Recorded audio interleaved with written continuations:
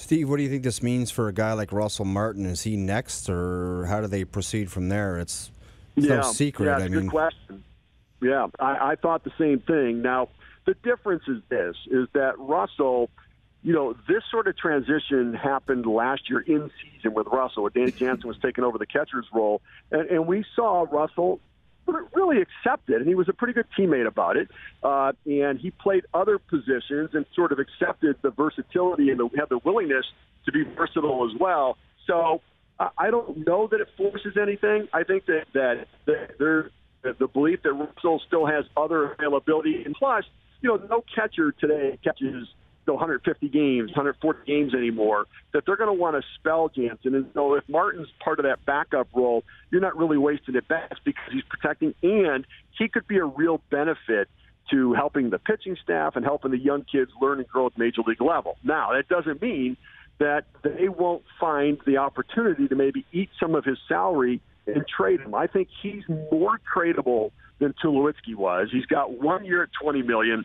that even if they had to eat $14 million and he plays for $6 million for somebody, it's better than nothing. And it's some savings there that maybe they can get some third-tier prospect return and clear a spot. So I don't think they're necessarily going to take action with Martin. Plus, I think there's also the recognition of the relationship with Russell Martin with the Blue Jays fans, which is different than that with Troy Tulowitzki. And they're going to be, I think, honor that a bit more than they did with the other veteran, shortstop. I draw the line there, man. Eating $14 million. I mean, you're getting your ass behind the plate, and I'm not doing that. I'm not eating 14 out of $20 million. I can't do it. No. I mean, the team would eat $14 million and trade him somewhere where they'll pay $14 million. So if you want him, I'll trade him to you, and I'll give you 14 of the $20 million to take him. He'll still get his money.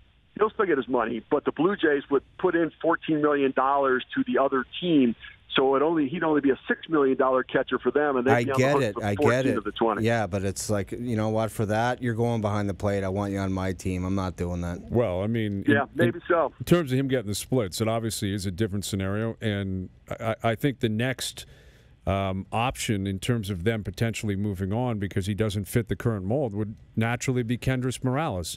The difference is he plays DH, and maybe they don't want these kids DHing. They'd want them in the field. But if it's about at-bats, like you've suggested, I don't really care where they're playing. I want them to get into the lineup. But the biggest difference is Kendrys Morales was this administration's signing. Easy to plant this one on Alex Anthopoulos, that you left us with this grenade of Tulo, and you left us with this grenade of Russell Martin. Them buying out or shipping out Kendrys Morales, that's their guy. And, if they're going to be consistent with this philosophy, which I think makes sense, play the kids, you're not going to be very good, be raw, Morales should go too, Steve, in my opinion. I think you can make an argument around that. I think I don't mind having some veterans around the kids as part of the environment that you're creating. And you're right that you prefer young hitters, not necessarily to DH, but if it's not somebody DHing all the time and you're rotating some young kids in to get them at bats, then there's some value in doing that. So I would think that they would do the same thing. They'll eat a significant part of Kendrys Morales' salary if they can find a taker for him. And they might, because it's not as prohibitive as the $38 million that was on the books for Troy Tulowitzki.